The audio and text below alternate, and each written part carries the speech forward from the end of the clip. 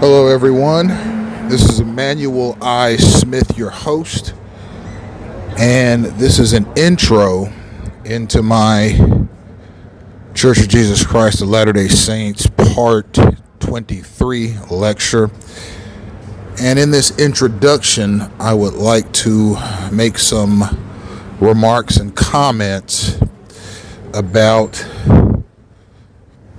the upcoming lecture, which will follow directly after this introduction. So expect, ladies and gentlemen, the church, or rather some of its defenders, right? There were a number of people in the church, some that knew me in the past, and some that have heard about me through third parties, will try and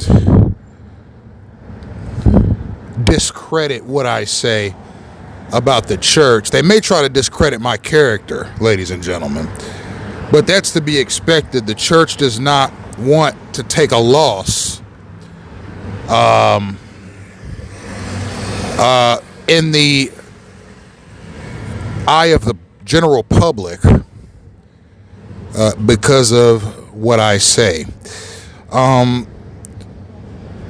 Expect these persons to deny these things. Expect these persons to try and throw dirt on me, and expect these persons to engage in false narratives concerning my tenure in the church, which I was a member for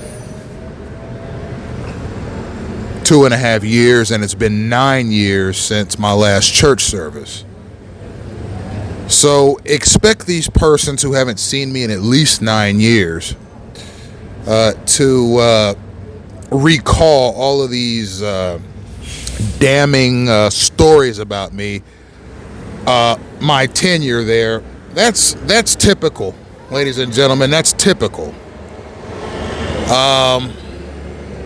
Even for a church, it's typical. And quite frankly, ladies and gentlemen, I would not be standing here doing this or any lecture about the Church of Jesus Christ of Latter-day Saints if I didn't see an abundance of church spies and operatives in my immediate or general vicinity on a daily basis. The church has a sizable presence in the U.S. Armed Services. The church has a sizable presence in the intelligence and national security foundation in this country, and that's at the state and federal levels. And they use those resources to spy on people and to disrupt people. And to gather information about people as an arm of the national security element in the United States. So expect denials, expect more spying, ladies and gentlemen, on me, your host. Expect all kinds of frivolous actions by the church against me so as to reduce their sense of having been outdone, ladies and gentlemen. And they have been outdone. They've been outdone because I'm exposing a mechanism that they and many Americans and their institutions didn't expect me to expose. They never expected gang stalking to be exposed. But they also never expected MK Ultra to be exposed in the 50s and 60s. They never expected COINTELPRO to be exposed in the 60s. They never expect Operation Hoodwink, Operation Chaos, Operation Sea Spray, Operation Artichoke, Operation Bluebird. All of these operations that were aimed at using the American people as test subjects for harmful, wasteful, and deleterious projects, okay, on biological warfare, chemical warfare, and human experimentation generally, particularly on the human mind.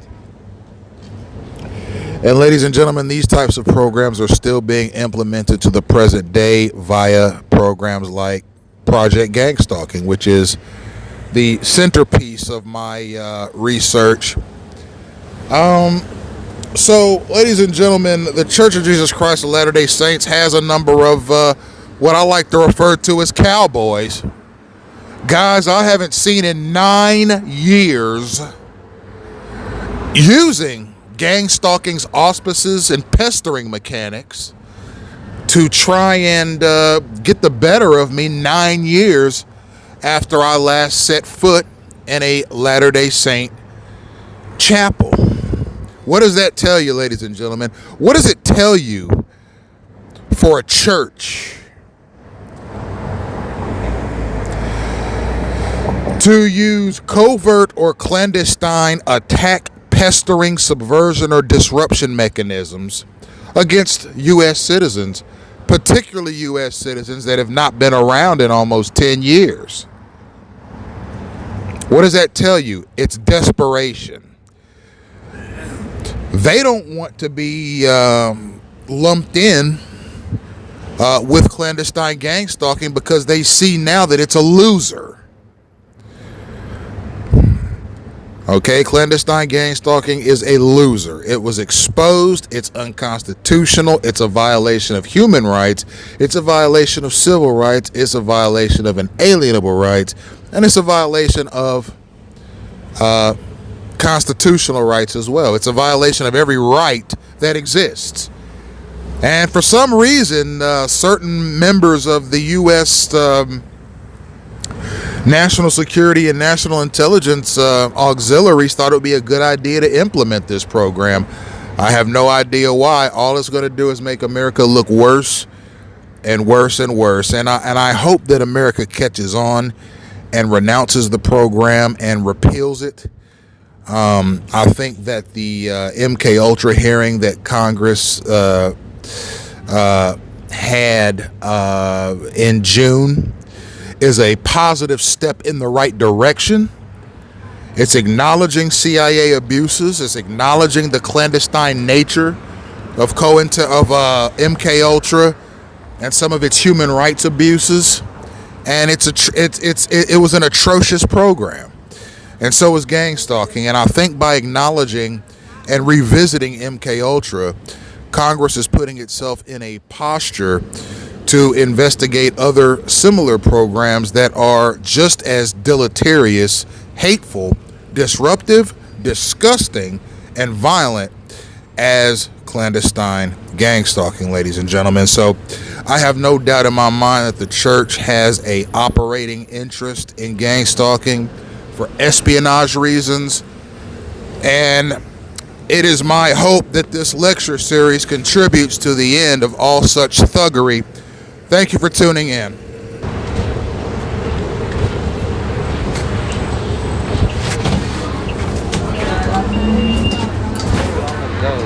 Remain dead stone for the reverence of unthinking minds. Dead stone? The tablets of the law? Dead stone? What do you mean, Rabbi? Stone is what the law is written on. But the law itself is alive. And living things are constantly changing. But our law is eternal. You cannot change the law of Moses. No. That's right, the law is here. A man is made of flesh and blood. And he changes. Doesn't he remain the same man? God wants to write the law on your hearts.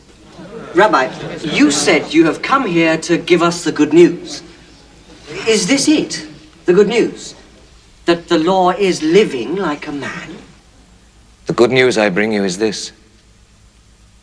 Your captivity is over. What does that mean, our captivity is over? What captivity? Captivity in sin. God fulfills the promise he made to our people Israel and reconciles himself to man.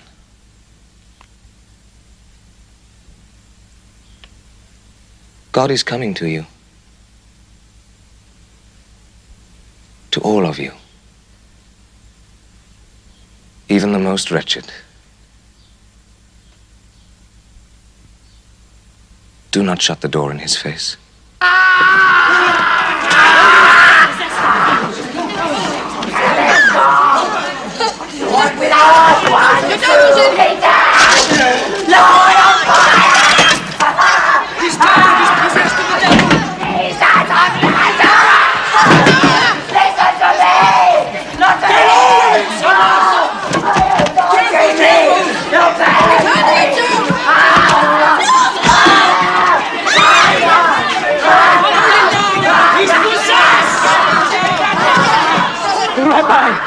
The demon has always tried to throw him into fire and into water to destroy him. If you could do anything, have mercy. Help my poor thing.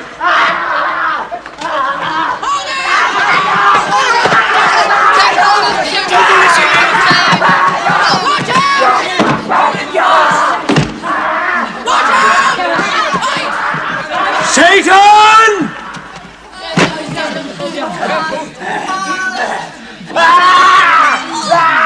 Satan!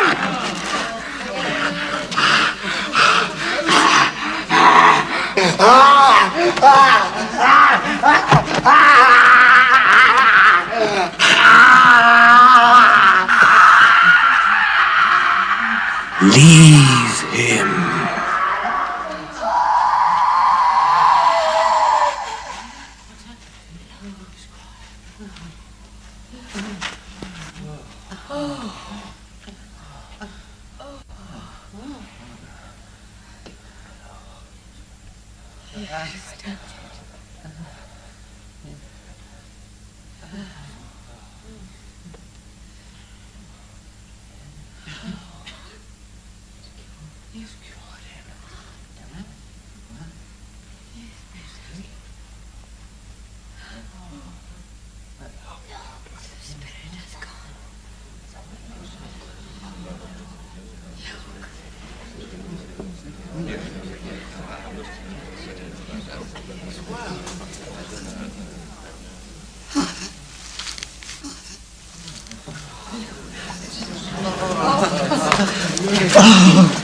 My son.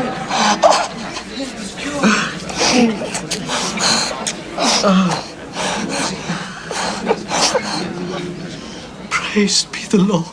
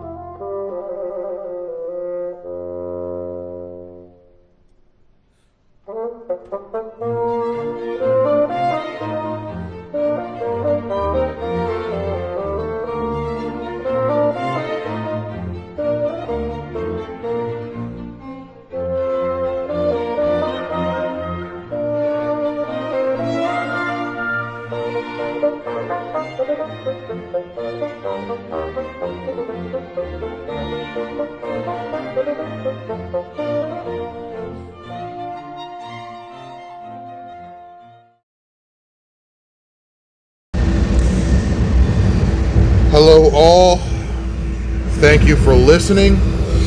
Your patronage is valued, and thank you for watching. Today's date is Friday, July 17th, 2026. The time is 6:47 p.m. I am in cloudy Miami-Dade County, Florida. And the topic of today's lecture is the Church of Jesus Christ of Latter-day Saints, Part 23, Government Auxiliary. And ladies and gentlemen, there may be some background noise as I speak, so I may have to raise or project my voice to keep down the background noise. Please adjust your volume accordingly.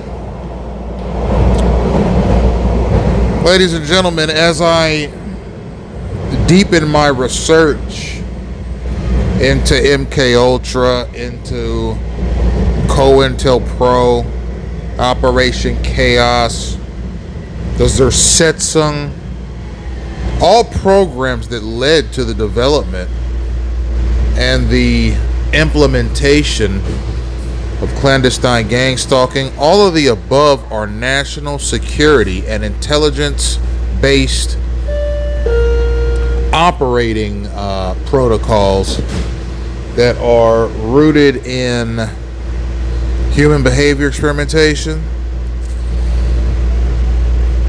and social engineering, which includes derived outcomes, not only in politics, not only in the workplace, but in the lives of everyday people. The more I look into these matters, the more I understand them, the more I realize how deeply entrenched religious interests are in these protocols, in these mechanisms, in these programs. And that's something that I have to call out. That's something that I have to acknowledge. That's something that I have to bring to the table and communicate to all listeners. Now, you'll notice a sharp change in the personal disposition of a lot of people towards the outside world if you look at worldviews of American citizens from the 1950s to today's date.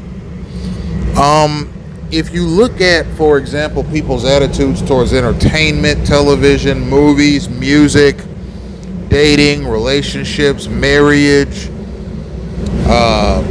church, religion, society, all of these things over the past 75 years, you will see a stark and drastic discrepancy in how these matters are approached, starting from the 1950s and ending in 2026.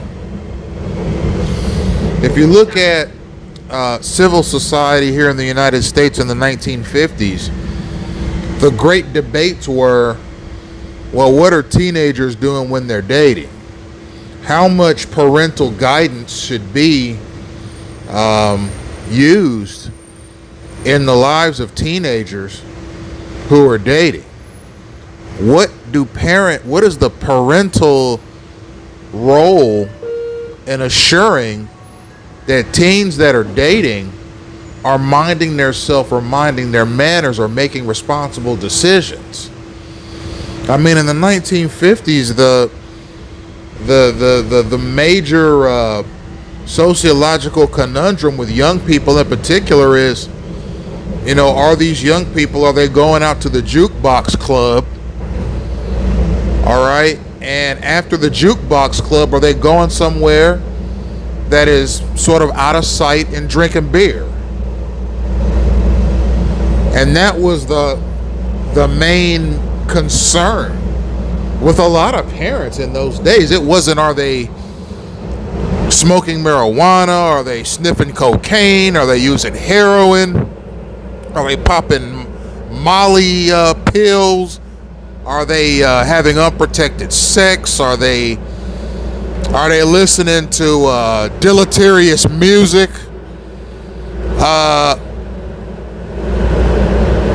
Are they looking at pornography or R-rated movies? There was none of that. The concern was, are these young people going somewhere after the jukebox dance? Or are they going somewhere after the high school prom? Or are they going somewhere after basketball practice? And are they getting together with their girlfriends? Are they getting together with their boyfriends? And are they drinking beer somewhere? Okay, that was the whole grand idea. That was the long and short of everything. And I think that when you look at the entertainment atmosphere of the 1950s, it was, what's going to be the next phenomenal Humphrey Bogart movie, or what's going to be the next phenomenal James Cagney movie, or what's going to be the next phenomenal James Spencer movie, or James Mason movie, or what's going to be the next phenomenal Spencer Tracy movie, okay, or what's going to be the next phenomenal Cowboys and Indians movie that's going to be the next great American movie, right? There were not influences present in those times that worried parents to the point of anxiety. All right, if you look at the 1950s, which is the decade that a lot of Americans from that era, the baby boomer era, see as the cleanest decade. All right, there were no arguments with your kids over wearing condoms or using birth control, or arguing with your teenage daughter, you're going to have to wear a diaphragm if you decide to go in, if you decide to have intimate relations with your boyfriend, because otherwise you're going to be an unwed mother. You're going to have a kid And that could make you and his life a lot more difficult than it needs to be. Okay, they weren't having those kinds of arguments to the overwhelming and vastly more numerous degree that those arguments were being had in the 1990s and the 2000s. In the 1950s, all a parent had to do was tell their kids, mind your manners. If you want a hug, that's fine. If you want your girlfriend to lay her head on your shoulder, that's fine. If you want to dance at the jukebox club, if you want to dance at the high school prom, if you want to dance at the high school homecoming, that's fine. If you want to peck on the cheek, if you want to peck on the lips afterwards, that's fine. But that's as far as it goes in the 1950s. Because those matters were looked at from a much stricter perspective, not only in the home, but in society. If you look at the 1960s, there was a similar atmosphere in the world at that time. Although in the 1960s you started seeing a little more risque media or entertainment atmosphere. For example, you had Elvis Presley, who was very popular in those days. He did that dance where he gyrated his hips. Okay, that was seen as the sexualization of entertainment to a lot of parents' minds.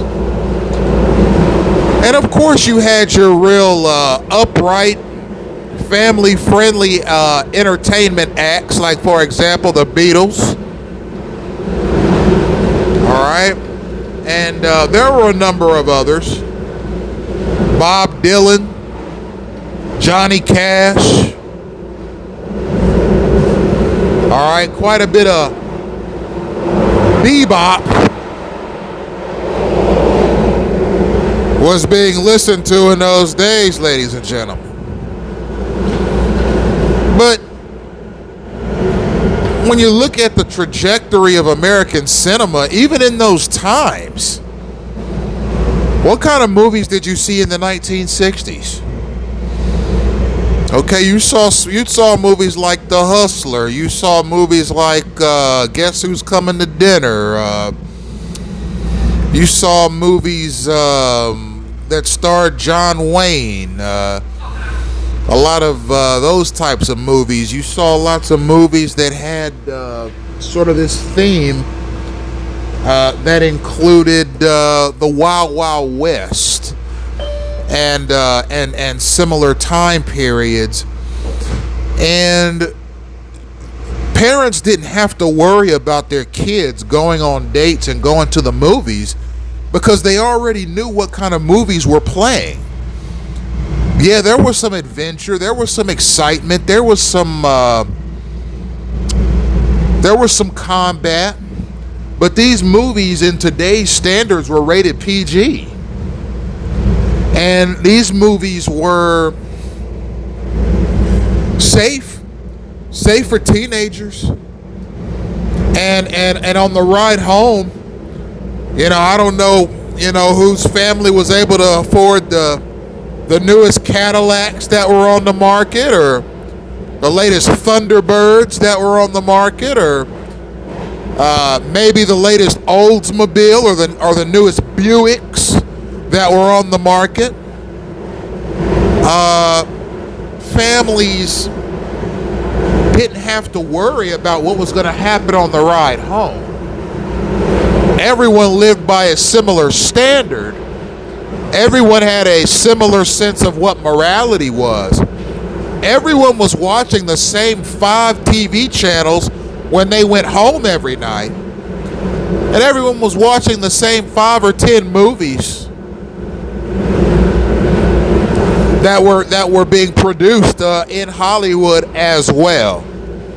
So there was sort of a shared sense of morality, a shared worldview, and a shared sense of ethics and personal responsibility and social grooming. among all Americans. Now, of course, towards the end of the 60s, you had sort of a hippie movement that generated, and there was quite a bit of free love in that hippie movement, quite a bit of free drug use in that hippie movement, quite a bit of a lot of behaviors that sort of introduced an element of uncertainty to American households and to American families. And furthermore, in those times, you had the civil rights movement. You had black people in this country that were hell bent on desegregating the United States. You had quite a few civil rights demonstrations. Martin Luther King Jr., Malcolm X, the Nation of Islam. They were all the Black Panther Party for self-defense. They were all the talk of the news stations.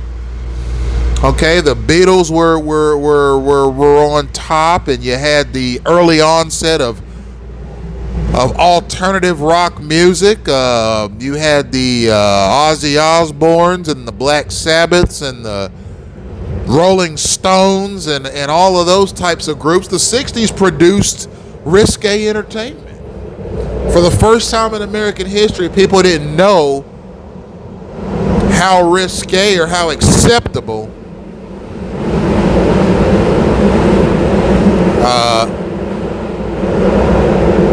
entertainment was. Furthermore, you had the Vietnam War, you had student protesters, you had pro-communists and so forth in the United States, and the FBI used COINTELPRO to put those movements down. Okay, the Ku Klux Klan, the Black Panther Party, the American Communist Party, all those student rights groups that appeared on campuses, all those Vietnam War protest groups. Okay, they all got infiltrated and disrupted by the FBI through a program called COINTELPRO. And then, ladies and gentlemen, in the 80s, 90s, and 2000s, I don't really have to tell you much because most of us, okay, grew up and were heavily influenced by these decades. And we saw exactly what happened between, let's say, 1980 and 2010 to culture and society. We went from a G-rated culture and society to a PG-13 rated culture and society to an X-rated culture and society right here in the United States. And I'm not here to say that any of it is right or wrong. I'm a researcher and I'm a documenter, and I'm here to document facts, ladies and gentlemen. Now, ladies and gentlemen, one thing that you'll learn as you study the history and trajectory of the Church of Jesus Christ of Latter-day Saints, ladies and gentlemen, you will learn and you will see that this church has always had an interest in affecting society in such a way so as to validate the church's theological ideas. If you look at statistics concerning the employees that work for agencies like the FBI, the CIA, the U.S. Armed Services, these national security and intelligence agencies are packed full of members of the Church of Jesus Christ of Latter-day Saints, and that's not by coincidence, ladies and gentlemen. There's a reason for that. And the reason for that is no agency, okay, we'll call it an industry, okay, aside from the intelligence industry and related agencies, have the kind of power that it takes to change a society's ethical standards than the U.S. Armed Services and the Department of Justice. How? Why? Because they're the architects of all kinds of covert, plainclothes, social engineering programs that can really change society altogether. And if you look at programs like MKUltra, if you look at programs like COINTELPRO, if you look at programs like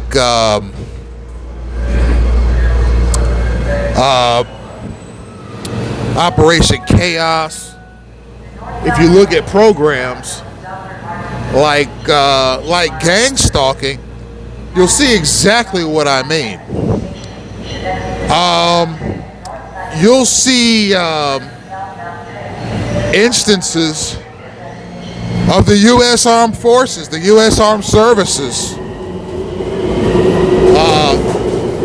using bacteria as a way to alter the trajectory of society. You'll see instances of the CIA using bacteria and chemical weapons as a way to alter or engineer the path forward of society.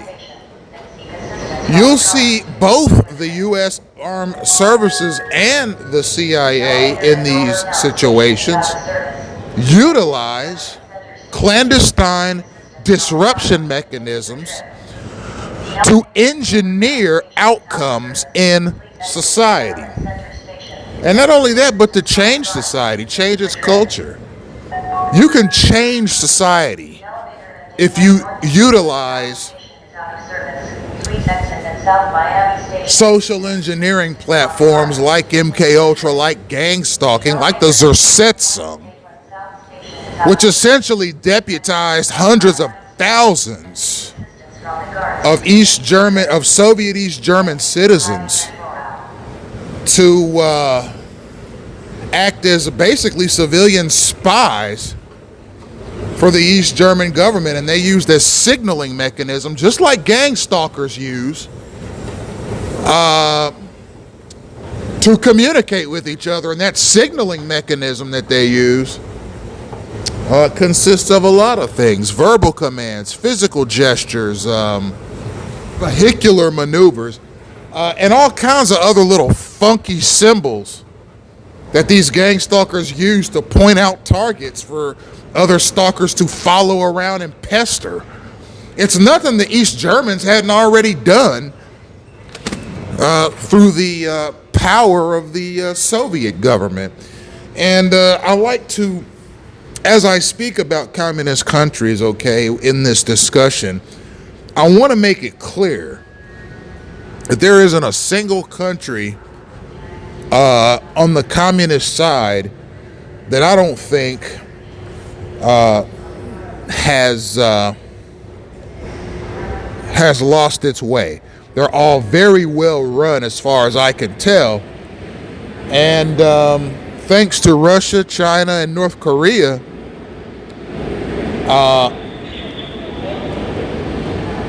communism has spread throughout the East and Spanish-speaking countries in such a way so as to sustain those countries. And I think that ultimately and typically, communist countries are some of the most prosperous, unified, nationalistic, and economically stable countries that there are. That's not to say that they're perfect, because they're not perfect. No country is perfect. But in the 1970s, 80s, and 90s, the Soviet-run East German Empire, or East Germany, implemented XXIII against people who were seen as hostile or negative to the state. The Americans through their U.S. Armed Services, probably the Army, and their intelligence agencies have implemented something similar to the XXIII, but not to disrupt people who are hostile to the state, but rather to disrupt anybody who makes the wrong enemy. And those are crimes against humanity, and they're unconstitutional as well. So if you're a targeted individual here in the United States, the United States owes you money and an apology for putting you through that domestic terrorism that is tantamount to basically a combination of the XXIII, MK Ultra, COINTELPRO. Okay, Operation Chaos, a lot of programs. All right. But when you look at the Church of Jesus Christ of Latter-day Saints, ladies and gentlemen, there's a reason that they have so many people working for the FBI, for the CIA, for the U.S. Armed Services. And the reason the Church of Jesus Christ of Latter-day Saints has so many people working for these various agencies is so they can be right on the cutting edge of programs like gang stalking if they were to ever manifest. All right, if COINTELPRO 2.0, if MK Ultra 2.0, if XXIII 2.0 were to be basically designed and implemented by the U.S. Army and the intelligence apparatus in this country, the Church of Jesus Christ of Latter-day Saints wanted to be right on the cutting edge of those projects, right on the cutting edge of those programs, so that it could use its theological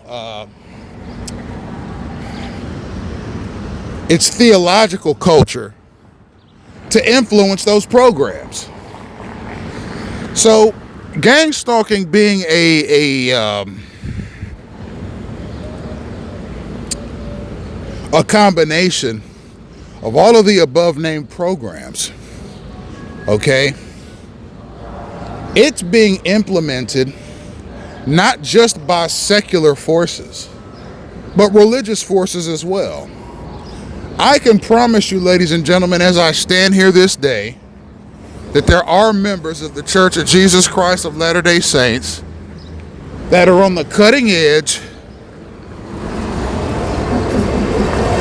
of the implementation and the operation of clandestine gang stalking. All right? Why? Because they want to introduce a theological element to gang stalking that was not present in MK Ultra or COINTELPRO. Now, I made some references about how different society was in the 50s and 60s as opposed to now. I think that that the way that the Church of Jesus Christ of Latter-day Saints' culture is, it prefers those days to these days because those days are considered to be more wholesome. All right? If you ask a lot of the members of the Church of Jesus Christ of Latter-day Saints, what decade in American history do you think is the best decade in American history? Some of the members will say the 1930s, some will say the 1940s, some will say the 1950s, and some will say the 1960s. But none of them will really go any higher than the 1960s, because the 1970s is when R-rated movies and nudity and antisocial culture started becoming cool. So I think the 1930s through the 60s are the ideal decades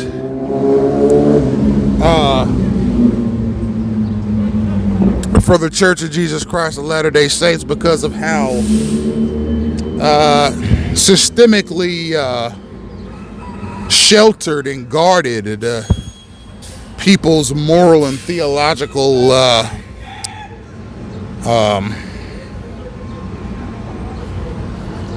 existences were. And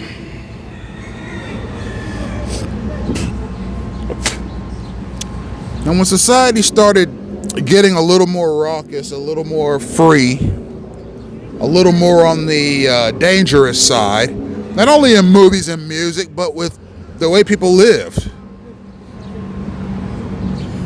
I think members of the Church of Jesus Christ of Latter-day Saints said, well, Satan then took hold of society and he's causing people to sin. And we as a church got to do something about it. Now, we can't force people to love and appreciate Jesus. We can't force people to be baptized. We can't force people to live clean, wholesome lives.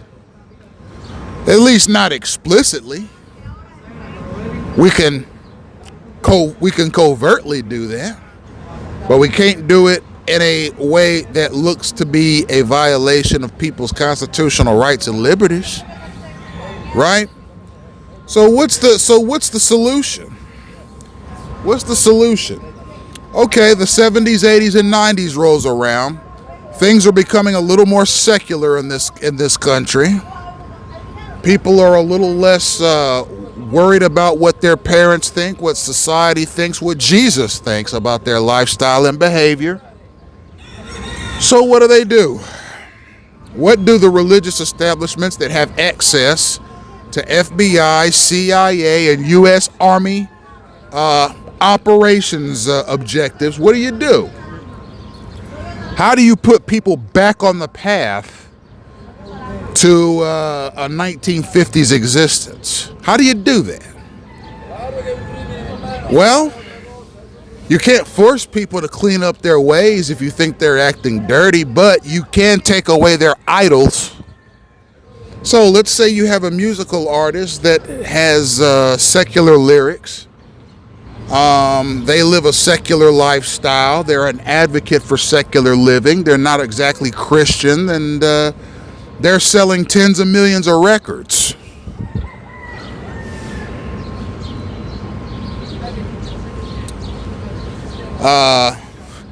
And you as a church, and well, not even just a church, but an international conglomerate, look at that music artist and say, you know what? That music artist is leading people astray. That music artist is causing people to walk away from Jesus.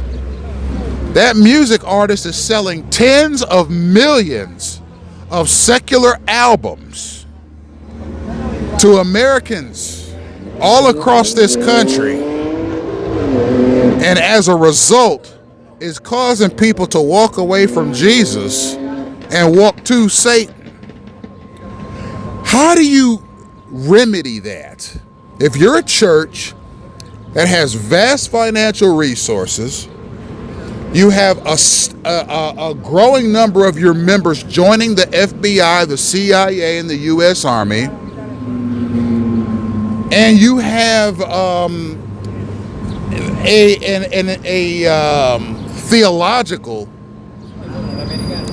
eschatology that says the men in your church are licensed by heaven to speak on behalf of God here on the earth. What do you do? What do you do to remedy the problem of an increasingly secular society if you're the Church of Jesus Christ of Latter-day Saints? There's only one thing you can do, and that's sabotage the idols. You have to sabotage the celebrities. You have to sabotage the people that you think are driving people away from Christian lifestyles. All right? Now, ladies and gentlemen, if you look at the 1970s, 80s, and 90s,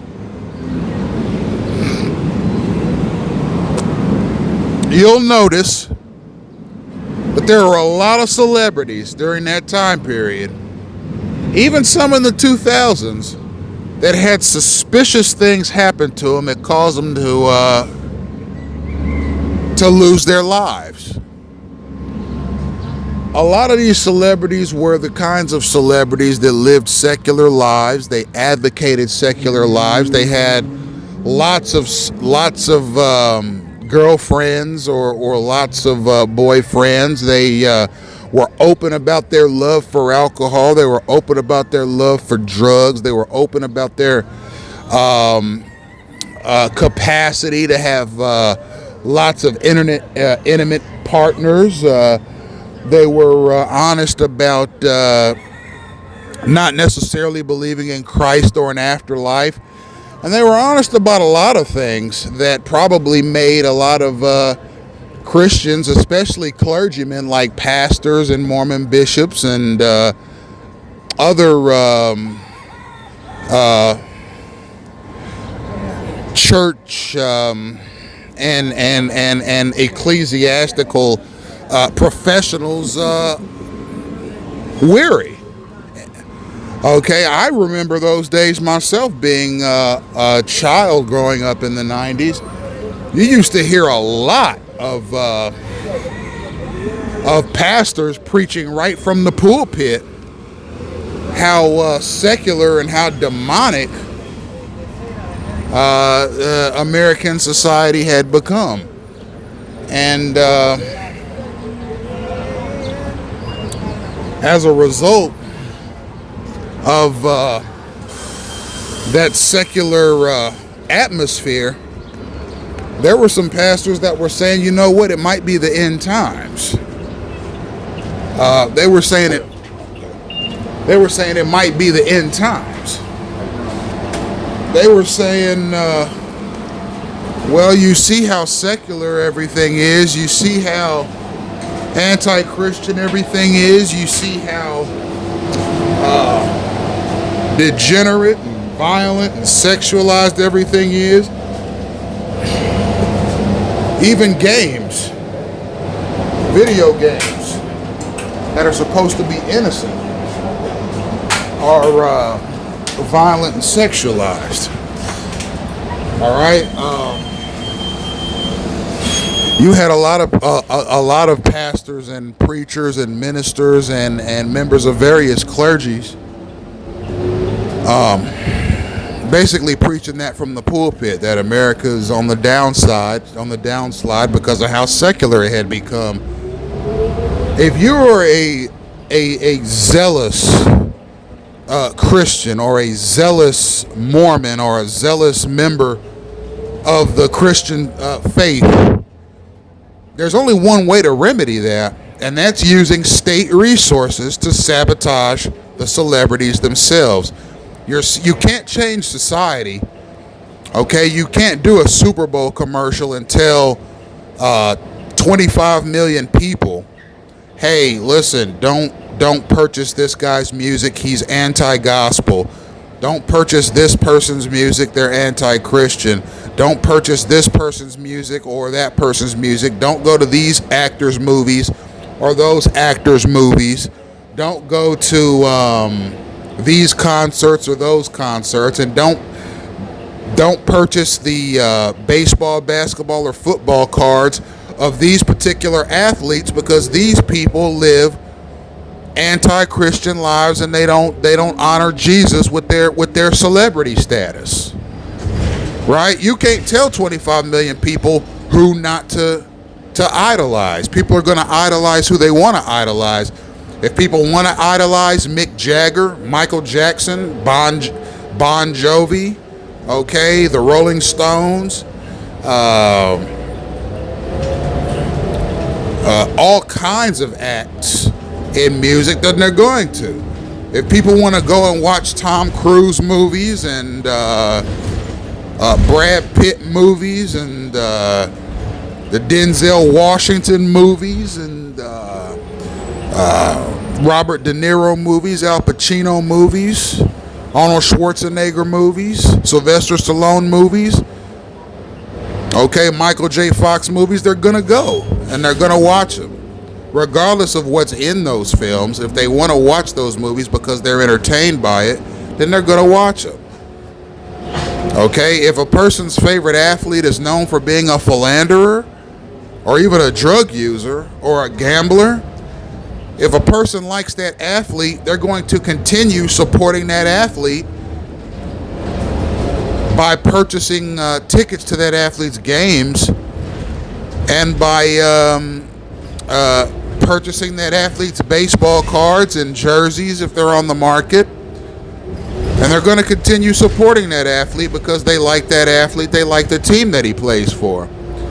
But if you're an overzealous community of Christians that believe that these celebrities are more than just entertainers, that they're idols that are causing people to sin by example and thus angering the Creator, then you might do something like instruct your members, your male members, the ones with college degrees, to join the FBI, to join the CIA, to join the U.S. Army, because those are the government agencies that have the ability to orchestrate programs that could take out a celebrity, ruin a celebrity, destroy a celebrity, sabotage a celebrity, because you don't think that celebrity is Christian enough for this country.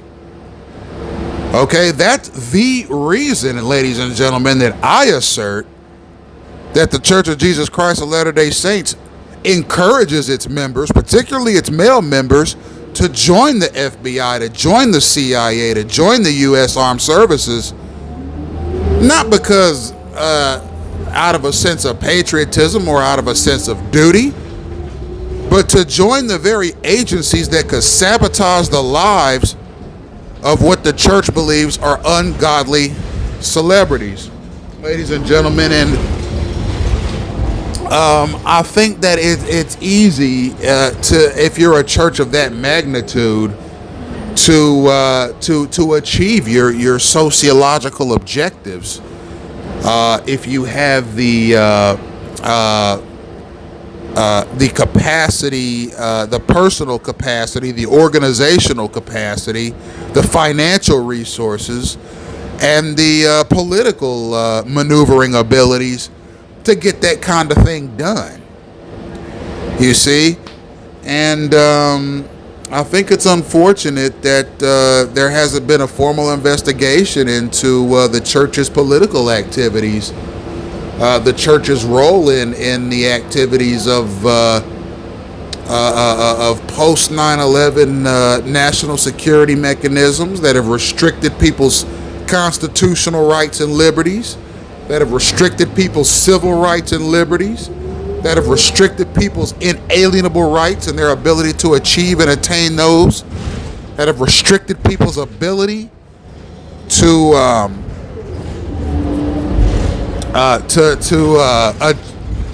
live the American dream, that have restricted people's ability to live lives that are high quality, high standard of living existences. Okay, all of these things are being kept by a segment of society that speaks covertly, that acts covertly, and that has a covert mechanism of synchronized disruption that impedes the lives of certain persons that happen to be targeted. Now, this is the capacity. Okay, this is the narrative that I'm drawing as to why the Church of Jesus Christ of Latter-day Saints should be considered a government auxiliary. It's secular. Okay, you don't have to believe in Jesus to be baptized. All you have to do is say you do. Okay, you don't even have to believe in the ordinance of baptism to be baptized. All you have to do is say that you do. Okay, you don't have to believe in anything that's in the Bible. All you have to do is say that you do. Okay, it's a fraternal club and it's a social order, and it is it's an anthropology. It's a mechanism. It's a nation inside of a nation, And I'm surprised that the United States allows that institution to operate as freely as it does. There are a lot of countries around the world that have put the clamps down on that institution for the very reasons that I'm naming. They like to usurp power, and they like to influence society in very clandestine ways. If you look at China, if you look at Israel, if you look at many of the Eurasian countries, if you look at all of the Middle Eastern countries, and basically most of the countries in the East, for example, Russia, okay, even Vietnam to a degree, and even Cuba to a degree, they've restricted a lot of the church's activities because they see through it. It's not just a church, okay? It's a political organization, it's a secular organization, and it's an espionage unit. Now, you know, some people will ask, well, how zealous are they in the outlook that they have towards the world around them? Well, they value the words and the ministries of their own prophets, aside from, or rather over and above the words and ministries of the prophets of the Bible. So, for example, you know, if you were to ask any missionary, or if you were to ask any bishop or stake president, which is a regional director, who should I follow? They're not going to say, well, follow Abraham, follow Isaac, follow Jacob, follow Moses, follow the prophet Samuel, or the prophet Ezekiel, or the prophet Daniel, or the prophet Jeremiah, or the prophet Isaiah, or the prophet Obadiah. If you ask them, who should I follow, they'll say something to the effect of, well, follow the original prophet, the founder of the Church of Jesus Christ of Latter-day Saints. Follow Joseph Smith. They'll say, follow his words. They'll say, follow the words and the example of Brigham Young. And then they'll start naming off all of these American fly-by-night prophets that the church has, people you've never heard of, but they'll invite you to read their works and read their testimonies and basically substitute that for the words of the Bible. Like, you'll say, well, you know, who should I read? If you were to ask any of the clergymen of the church, who should I read with respect to if I wanted a faith-building exercise, they would mention some American dude that you've never heard of. They would say, well, don't worry about the prophet Micah. What you should do is heed the words of the prophet, and then they'll say something like, you should heed the words of the prophet Stanford Eldridge, who was a prophet of this church back in the 1800s. Those are the words you need to listen to if you want salvation. Okay, you don't need to listen to the apostle St. Peter. Listen to the words of the apostles of our church. Listen to the words of the apostle they'll say something like, listen to the words of the apostle Adam Stansbury. Or listen to the words of the apostle Thomas Klingman. Or listen to the words of the apostle Stanford Eldridge. Or listen to the words of the apostle Cornelius Williams. Okay, they won't say listen to the words of the apostle Stephen, or the apostle Matthew, or the apostle St. Luke. Okay, or the apostle St. Peter, or the apostle St. John. They'll say, open up the Doctrine and Covenants which is the holy book of this church, and heed the words of the apostle Stanley Garfield, or listen to the words and the teachings of the apostle Samuel Steedman, or they'll say listen to the words of the prophet Garfield Stevenson, or they'll say heed the words of the 10th prophet of this church. Don't worry about the prophets of the Bible. Worry about the prophets of this church. Go into the Doctrine and Covenants and listen to the words of Apostle James W. Eldridge, or the prophet. They'll say something like the prophet Sean Johnson III, or something like that, and you'll be like, wow, this church sure has a lot of American prophets and apostles that it names. But that's just the church's theology. That's just the church's culture. Okay, just recently it named its 2 non-Anglo-Saxon apostles. It named a Chinese apostle, and it named a Mexican apostle, which is the first time in history it's ever done that. And the reason it did that was so that it could actually build in China. You see, because China has always rejected the Church of Jesus Christ of Latter-day Saints' entry into China. The church has tried to go into China and build for 50 years. And every single time they go before the Chinese Communist government, the Chinese Communist government tells them, get the hell out of here. We don't want no part of your church. And all that espionage you guys do, and all that doomsday prophecy stuff that you guys are into, we don't want that here in China. So you guys are going to have to take that somewhere else. So what the church did was it said, well, how do we get into China? The Chinese have rejected us. The Chinese have rejected our gospel. How do we get into China?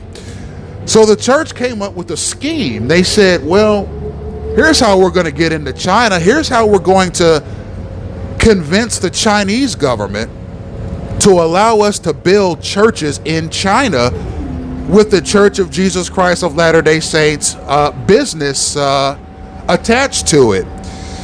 What we'll do is first we're going to drop the name Mormon, because the Chinese, they hate the word Mormon. So we're going to eliminate the word Mormon.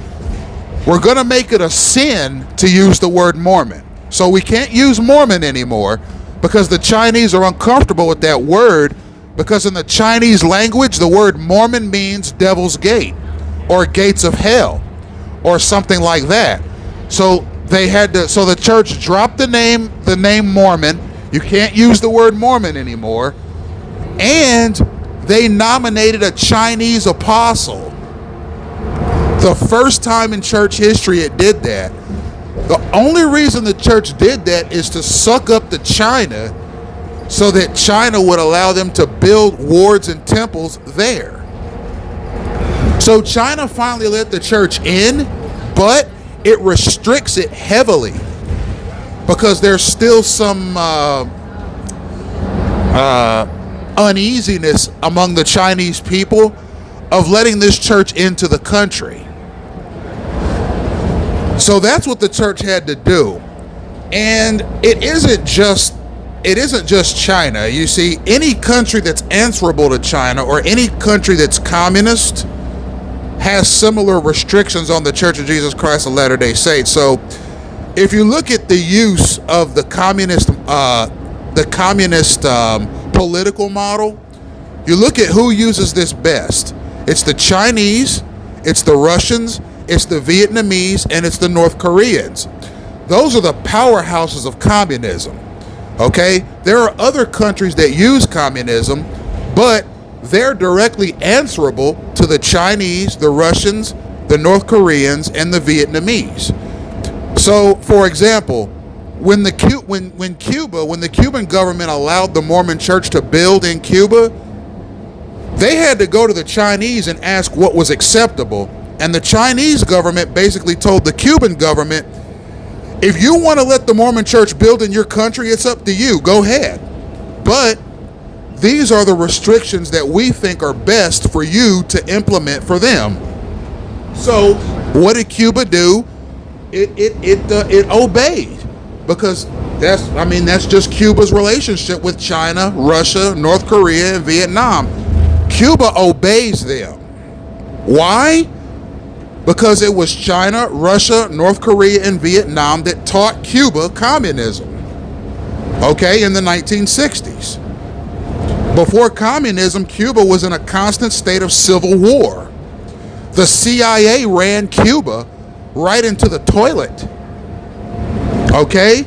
Then you saw Fidel Castro and you saw Che Guevara basically organize a campaign against the Batista regime, which was a CIA plant, and they were able to get Batista out of there, but Cuba remained an extremely poor and vulnerable country.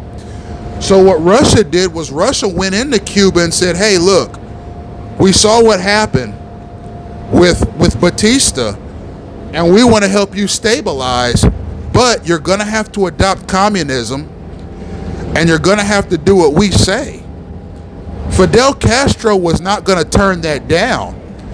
So when the Russians and the Chinese went in and stabilized Cuba, gave it communism, and basically gave it directives, they said, now, you're a country now. You can operate as a country now. You're a communist country now, but we want you to listen to our example, and we want you to heed our directives when it comes to the Americans. Okay? Because at that particular time, particularly as you move towards the 70s and 80s, the only relationship that Cuba had with the United States was that Cuba was selling upwards of 20 tons of cocaine, okay, to the Americans per year. And that was being done through the Castro regime. You see, the cocaine was being grown in Colombia, Nicaragua, Bolivia, Peru, and Chile. It was being packaged and it was being sent to Cuba, and Cuba was using its resources to ship those cocaine shipments and those heroin shipments to Miami-Dade County. Okay, and that's how the cocaine 80s of Miami, Florida originated. Okay, and that was the only relationship that the Cuban government had with the Americans at that time, and that was the shipment of cocaine and heroin. So when the Church of Jesus Christ of Latter-day Saints decided to migrate and start building temples and congregations in Cuba, that was pretty much something that was going to be worked out between the Cuban government and the church. The American government did not get very involved in that. The American government was very leery of any business being done in Cuba, and that's why there are so many embargoes between the U.S. and Cuba to the present day. The United States still doesn't trust Cuba, especially the Republicans in this country. Okay, I mean, you see what they're doing to Raul Castro, ladies and gentlemen. The Church of Jesus Christ of Latter-day Saints has nothing to say about that. The U.S. Department of Justice just 2 months ago formally charged Raul Castro with terrorism. Okay, formally. It has indicted Raul Castro and 6 of his closest advisors with terrorism because they shot down an American plane in 1996. And the reason that this is news is because Raul Castro is 95 years old. And despite his age, I mean, think about it, ladies and gentlemen, in 2031, if Raul Castro is still alive, he will be 100 years old. He is currently he is currently stands indicted by the U.S. of terrorism. And he was actually the charges that the Department of Justice has leveled against Raul Castro carry the death penalty. So if Raul Castro is ever captured by the U.S. and brought here for trial, he would be on trial for his life, ladies and gentlemen. And he could actually get the death penalty at 95, 100 years old. And it was all because of decisions that he made in the 1990s. Okay, when he was sort of the right-hand man to Fidel Castro. So the Church of Jesus Christ of Latter-day Saints defies all political conventions with the business that it does in Cuba. Okay, as of right now, you can't even buy cigars from Cuba in the United States without facing criminal charges. Why? Because in November of 2025, the United States sent Mike Walls, the ambassador to the United Nations, to give a speech to 100 member countries as to why the Trump administration designated the island of Cuba as a state sponsor of terrorism. Okay? Narco-terrorism, ladies and gentlemen. Okay? That's terrorism with the intent of protecting drug shipments. Okay, that's what Cuba as a country stands accused of by the US.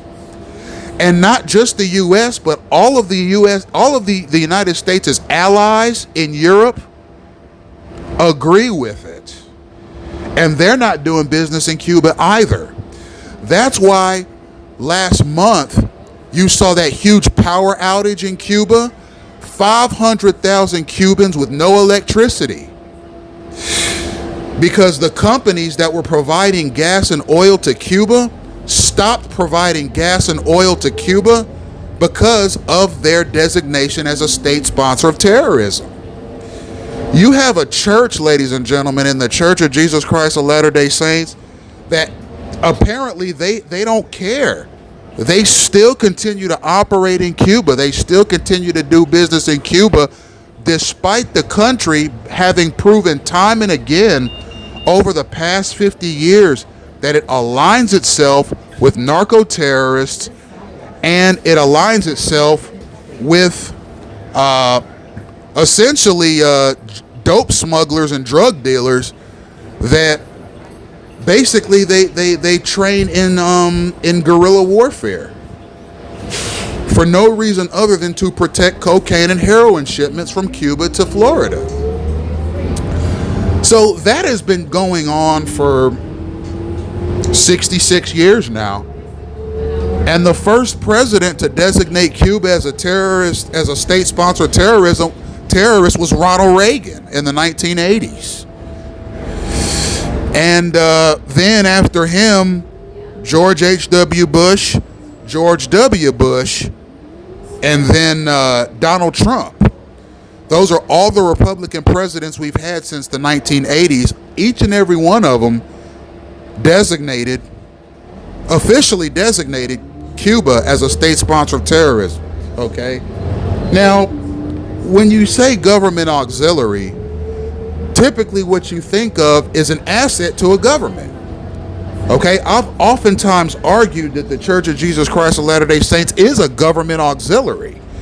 And it acts in association with the Department of Justice and the U.S. Armed Services, particularly the U.S. Army, in covert social engineering operations. Period. Why? Because it wants to use civilian. I guess you could call them the deputization of civilians to bring about social change, to make this country more, I guess, in line with 1950s values, 1960s values, okay, that particular era in American history. And basically what this all boils down to is When you give a church too much power, okay, you are opening the door to the degradation of your society. Okay, there's a reason that the founding documents of this country, if you look at the Declaration of Independence, if you look at the U.S. Constitution, if you look at the United States Bill of Rights, okay, and even if you look at the state constitutions of all the states in this country, there's a separation between church and state. You're not supposed to mix religion and politics because things get messy. Not everybody's a Christian. Not everybody's a Muslim. Not everybody's a Hindu. Not everybody's a Buddhist. You cannot use state resources to force people to adhere to a lifestyle that is consistent with your religious beliefs. So when you talk about an international conglomerate like the LDS Church, basically, as a matter of strategy, encouraging its male members to join the CIA, the FBI, the U.S. Armed Services, to give them a better chance at altering society and affecting the global community, and essentially implementing its church's doctrines as law. That's where the conflict comes in. Okay, and that's where the situation becomes unconstitutional. All right. So, when you look at the current state of affairs with the church, okay, it's my belief that every country in the world that has allowed the church entry into it should stop what it's doing and do an audit of the church's activities in your country to guarantee to the citizens of your country that the LDS Church is not using espionage tactics to subvert the sovereignty of your country. Thank you for listening.